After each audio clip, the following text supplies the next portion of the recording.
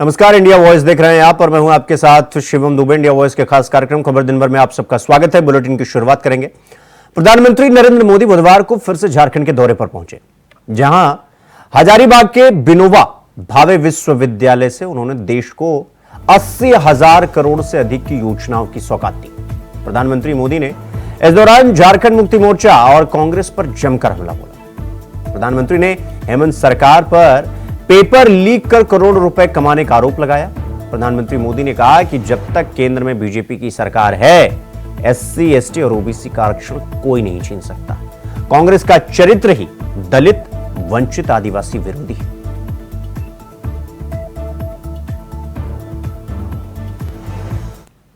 कभी पूरी न हो।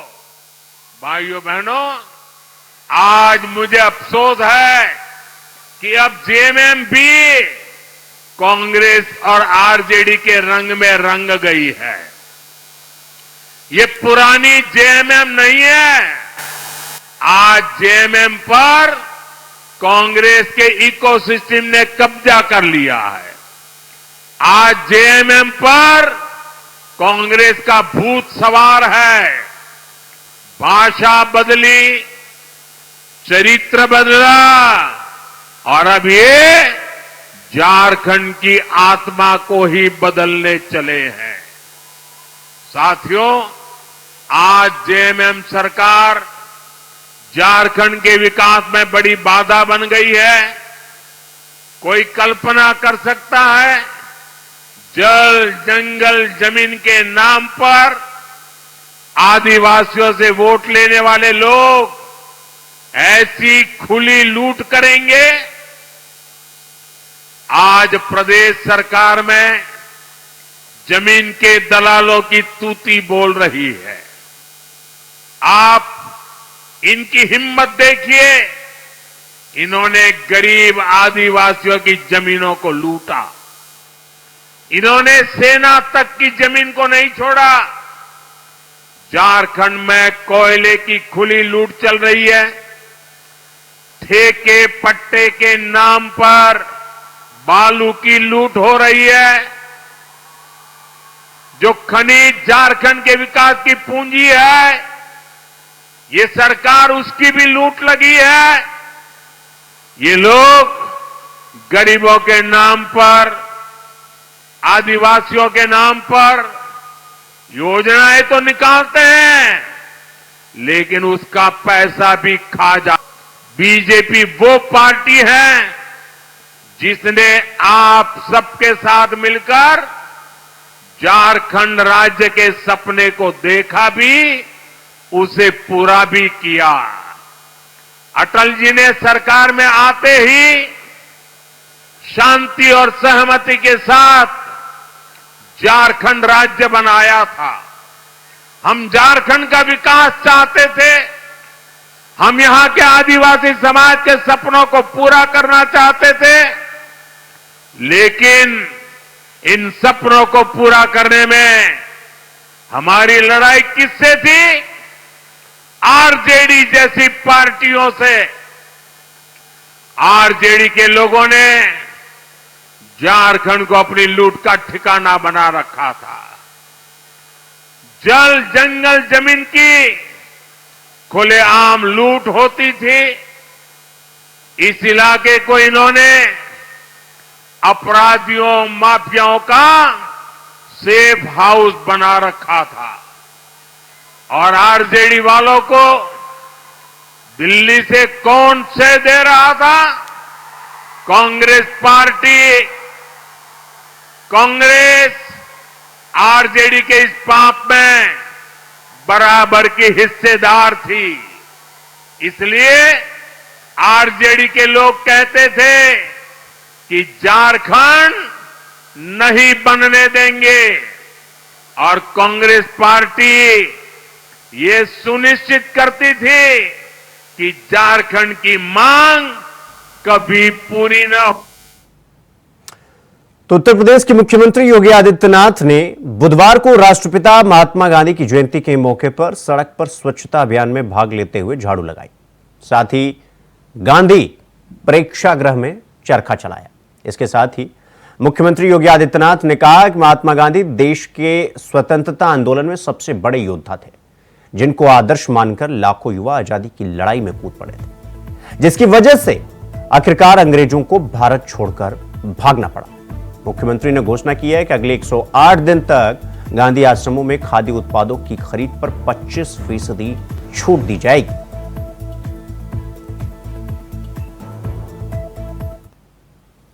दो अक्टूबर के सेवा पखवाड़ा के कार्यक्रम के साथ हम सबको जुड़ने का अवसर प्राप्त हुआ। इसमें अनेक कार्यक्रम इस दौरान संगठन और सरकार ने लिए। इन कार्यक्रमों की अलग अलग श्रृंखला में 17 सितंबर से जो प्रारंभ हुआ, 25 सितंबर को अंत्योदय के प्रणेता पंडित दीनदयाल उपाध्याय जी की पावन जयंती। इस जयंती कार्यक्रम के साथ राष्ट्रीय स्वच्छता अभियान के कार्यक्रम के साथ हमें जुड़ने का अवसर प्राप्त हुआ।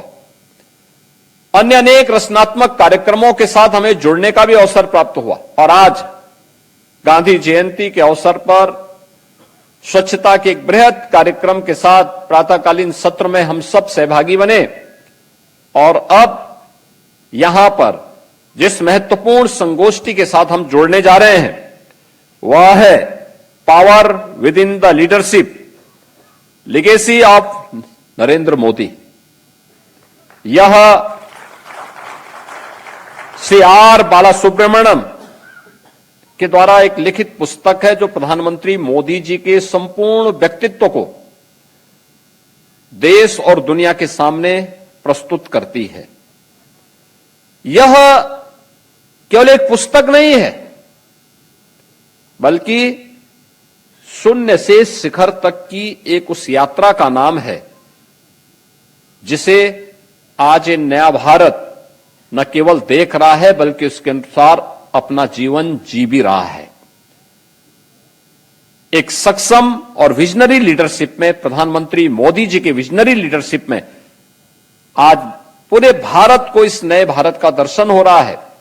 और इसीलिए नए भारत के शिल्पी के रूप में प्रधानमंत्री मोदी जी को हम सब देख रहे हैं। यह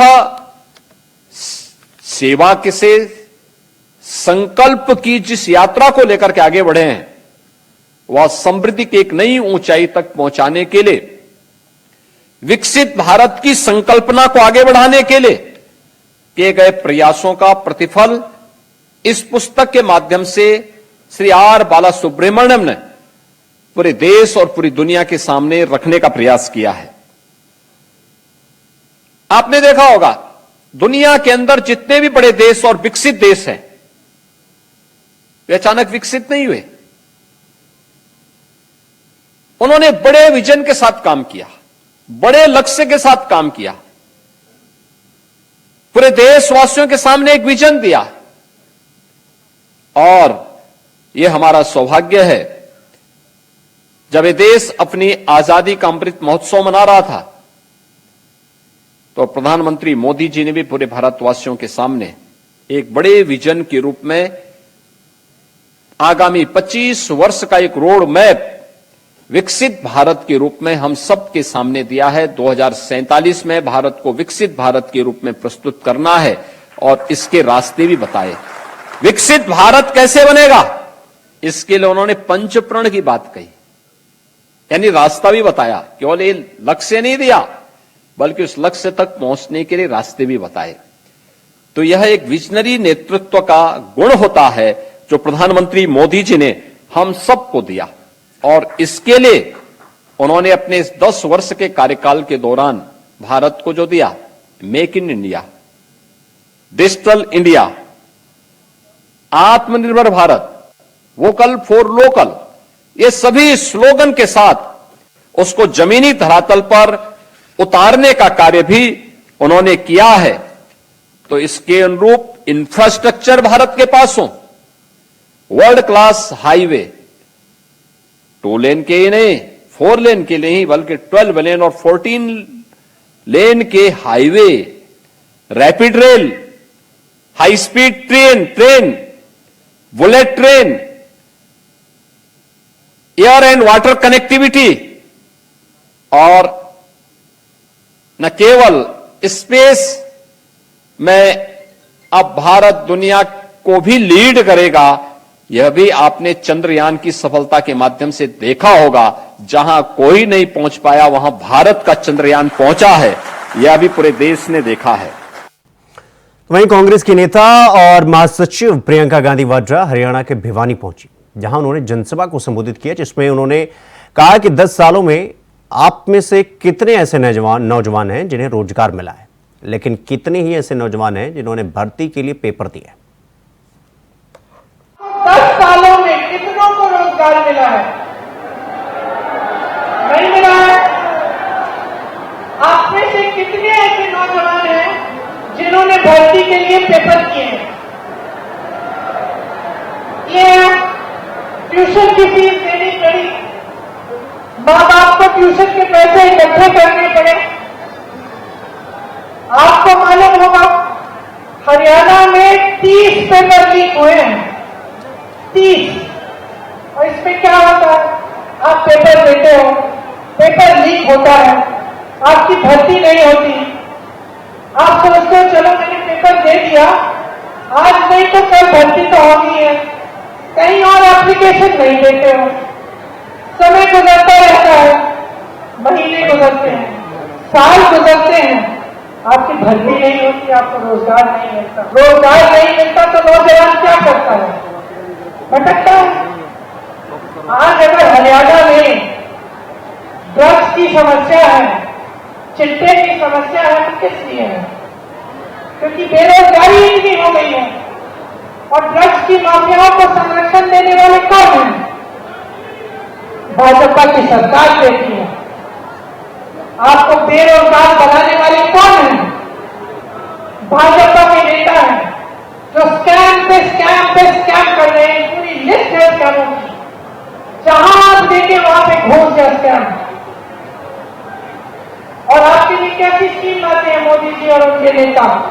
अग्निवीर जैसी स्कीम कि जाओ शहीद हो जाओ देश के लिए, सरहद पे जाओ, लेकिन अगर शहीद हो जाओगे तो तुम्हारे माँ बाप को पेंशन नहीं मिलेगा, तुम्हें शहीद का दर्जा नहीं मिलेगा। 4 सालों के लिए जाके सेना में भर्ती हो, घर वापस आ जाओ, 4 साल के बाद फिर से बेरोजगार बन जाओ। ये तोहफा मिल रहा है आपको अपनी वफादारी के लिए और इस बात के लिए कि आपने अपने बेटों को शहीद किया है देश के लिए। ये मिल रहा है आपको। यहाँ के किसानों को देखिए, यहाँ मेरे किसान भाई भी होंगे, किसान बहन भी होंगी, दिन रात मेहनत करते हो। एमएसपी मिलती है? एमएसपी तक नहीं मिलती। मोदी जी ऐसे कानून लाते हैं जिससे उनके बड़े बड़े उद्योगपति मित्र अडानी जी, अंबानी जी का फायदा होता है। वो कानून कैसे थे? वो कानून ये था कि अगर कोई बड़ा उद्योगपति आकर आपकी जमीन ले ले तो आप मुकदमा भी नहीं लड़ सकते, सिर्फ डीएम के पास फैसला होगा आपका। बताइए, बड़ा उद्योगपति, इतनी शोहरत, इतने पैसे, इतने साधन, और आप जाकर डीएम के पास जाएंगे उनसे लड़ने के लिए, अपनी ही जमीन के लिए। ये थे कानून। ये कानून लाने का काम कौन कर रहा था? मोदी जी कर रहे थे, भाजपा के नेता कर रहे थे। आप जहां जहां देखे हरियाणा में आपके साथ अन्याय हुआ है, आपके अधिकारों को दबाया गया है। मेरी बहनें कुछ खरीद नहीं पाती। तो यहां पर रुकेंगे एक छोटे से ब्रेक के लिए, खबरों का सिलसिला जारी है, फौरन लौट रहा है। तो ब्रेक के बाद एक बार फिर आप सबका स्वागत है मेरे साथ। रुक करेंगे अगली खबर की ओर। अब तक एक अभियान रहा जन स्वराज गांधी जयंती पर बुधवार को राजनीतिक दल के स्वरूप में परिवर्तित हो गया। पटना का वेटनरी कॉलेज का परिसर इसका साक्षी बन गया। प्रशांत किशोर ने मंच से जन स्वराज पार्टी की घोषणा की। लॉन्चिंग कार्यक्रम के दौरान अपनी पार्टी का अध्यक्ष भी चुना। प्रशांत किशोर ने मनोज भारती को अपनी पार्टी का कार्यकारी अध्यक्ष बनाया। साथ ही उन्होंने इस बात की भी घोषणा की कि मार्च में अध्यक्ष का विधिवत रूप से चयन किया जाएगा। इसका कार्यकाल 1 साल का होगा। तो वहीं मंच पर लोगों को संबोधित करते हुए प्रशांत किशोर ने कहा कि पिछले 2-3 सालों से जन स्वराज अभियान चल रहा था। लोग पूछ रहे थे कि दल कब बनेगा, तो इसको लेकर आज हम सभी जुटे हैं। अब चुनाव आयोग द्वारा जन स्वराज अभियान को पार्टी के रूप में स्वीकार कर लिया गया है। स्वराज अभियान चल रहा है, 2-2.5 बरस से चल रहा है। अब लोग पूछ रहा है दल कहिया बनेगा, तो आज दल बनाने के लिए आप जुटे हैं। तो एक बार स्वागत कीजिए, ऊपर वाले का शुक्रिया अदा कीजिए। चुनाव आयोग की तरफ से जन स्वराज को आधिकारिक तौर पर जन स्वराज पार्टी के तौर पर स्वीकार कर लिया गया है। नाम ठीक है?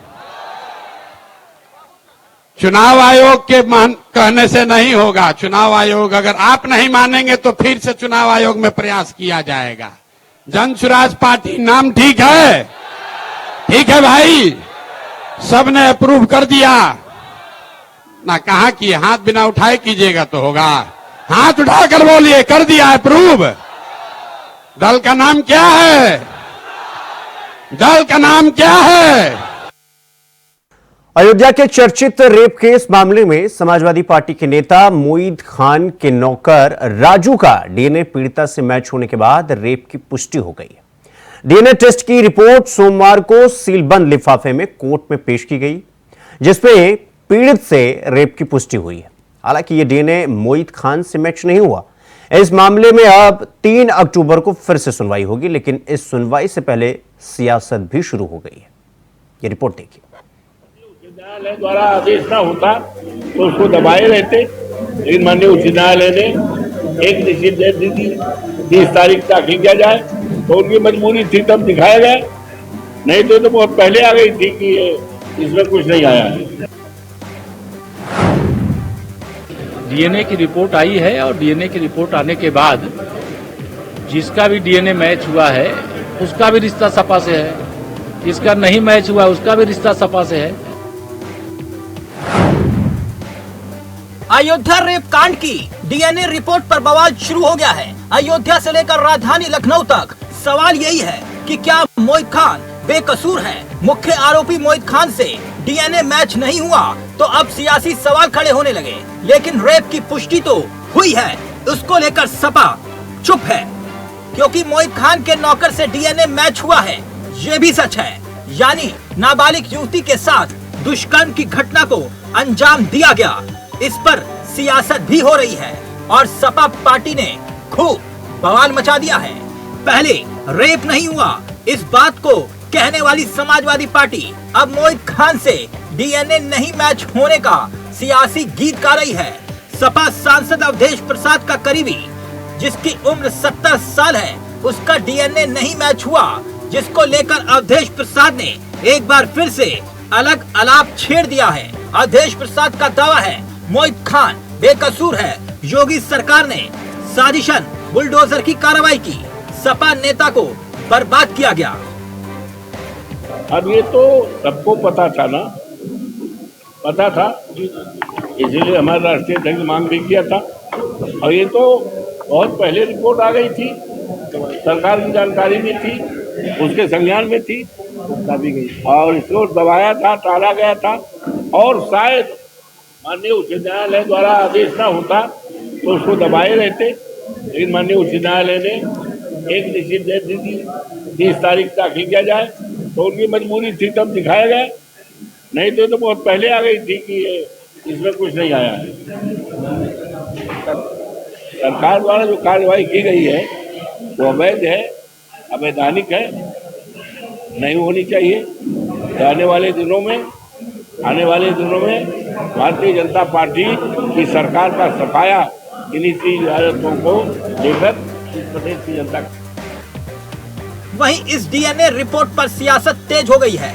डिप्टी सीएम केशव प्रसाद मौर्य हों या फिर ब्रजेश पाठक, दोनों ही समाजवादी पार्टी को करारा जवाब दे रहे हैं, ये कहते हुए जिसका भी डीएनए हुआ मैच उसका समाजवादी पार्टी से रिश्ता, हर गुनाह में सपाई गुंडे।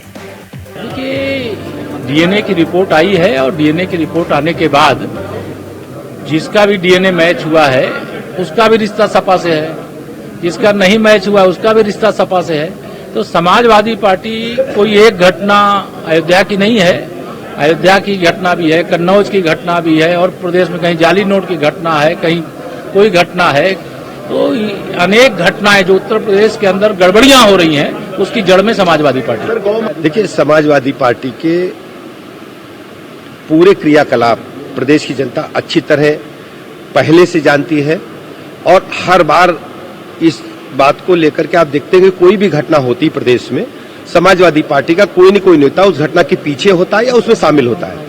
समाजवादी पार्टी पूरी तरह से अपराधियों को संरक्षण देने वाली पार्टी है, अपराध को प्रमोट करने वाली पार्टी है। जब जब समाजवादी पार्टी सत्ता में रही या उन्हें ताकत मिली है, अपराधियों का मनोबल बढ़ा है और अपराध बढ़े हैं। सर, डेंगू को इस घिनौने अपराध पर सियासत कितनी भी हो, हकीकत बदलेगी नहीं। अयोध्या में 12 साल की नाबालिग के साथ दुष्कर्म और उस मामले में समाजवादी पार्टी के नेता मोहित खान के नौकर राजू के साथ पीड़िता का डीएनए मैच करना क्या वाकई सवाल खड़ा नहीं करता कि बालिका के साथ अपराध हुआ है? वहीं जहां डीएनए ना मिलने पर सपा के नेता राहत की सांस ले रहे हैं, लेकिन ये राहत की खबर नहीं है, क्योंकि मोहित खान के नौकर के साथ डीएनए मैच हुआ है। इस बात से इनकार नहीं किया जा सकता। युवती ने अपने बयानों में साफ साफ कहा था कि नौकर राजू और मोहित खान दोनों ने ही उसके साथ क्रूरता की है। इतना ही नहीं, मेडिकल साइंस से जुड़े विशेषज्ञों का मानना है कि अगर एक आरोपी 70 साल का है और दूसरा 25 साल का, तो युवा आरोपी से डीएनए मैच होने की संभावना ज्यादा होती है। ऐसे में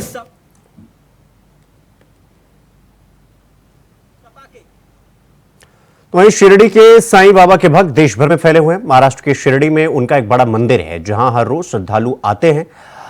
साईं बाबा की मूर्तियां कई हिंदू मंदिरों में भी स्थापित है, लेकिन अब उनके मूर्तियों को लेकर विवाद खड़ा हो गया है। वाराणसी के कुछ मंदिरों से साईं बाबा की मूर्तियां हटाई जा रही हैं और सनातन रक्षक दल उसका नेतृत्व कर रहा है। वो साईं बाबा की मूर्तियों को कपड़े में लपेटकर मंदिरों से हटा रहे हैं। आपको बता दें कि यह विवाद नया नहीं है। इससे पहले भी शंकराचार्य स्वरूपानंद सरस्वती ने साईं बाबा की पूजा का विरोध किया था। उनका कहना था कि साईं बाबा की पूजा एक महात्मा के रूप में की जा सकती है, लेकिन उन्हें परमात्मा के रूप में नहीं पूजा जा सकता। इसके अलावा साईं बाबा के हिंदू या मुस्लिम होने पर भी लंबे समय से बहस चल रही है।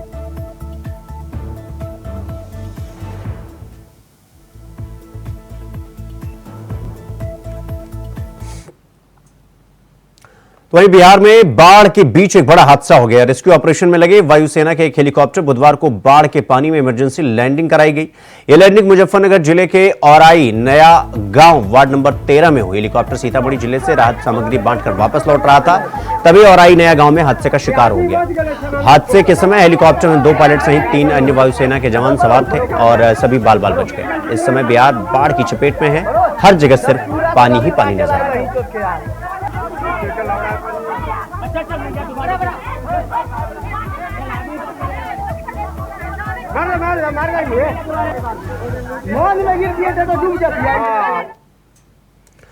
रुक करेंगे अगली खबर की ओर। लखनऊ में अवस्थापना विकास निधि की बैठक हुई, जिसकी अध्यक्षता विकास प्राधिकरण की अध्यक्ष डॉक्टर रोशन जैकब ने की। इसमें ग्रीन कॉरिडोर, सड़क, पार्क और जलाशयों के विकास और सौंदर्यीकरण के कार्यों के लिए 180 करोड़ रुपए स्वीकृत किए गए। लखनऊ विकास प्राधिकरण के उपाध्यक्ष प्रथमेश कुमार ने बताया कि लगभग 70 करोड़ रुपए से प्रस्तावित ग्रीन कॉरिडोर, G20 रोड और सरोजनी नगर क्षेत्र से यातायात संबंधित कार्यों के लिए स्वीकृति प्रदान की गई।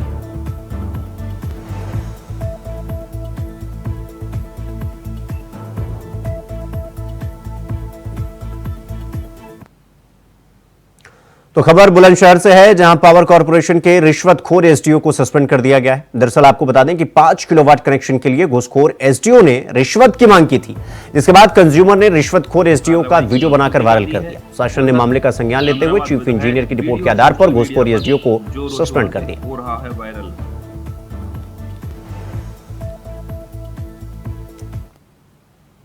तो मेरठ में पुलिस ने अवैध पेट्रोल डीजल के गोदाम पर छापा मारा। पेट्रोल के गोदाम में एसपी सिटी की टीम पहुंची। छापेमारी के दौरान भारी मात्रा में पेट्रोल बरामद हुआ है।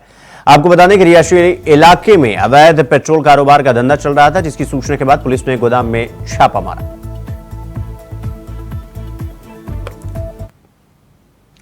खबर दिन भर में फिलहाल अभी के लिए बस इतना ही। देश और दुनिया की तमाम खबरों को देखने के लिए देखते रहिए इंडिया वॉइस। नमस्कार।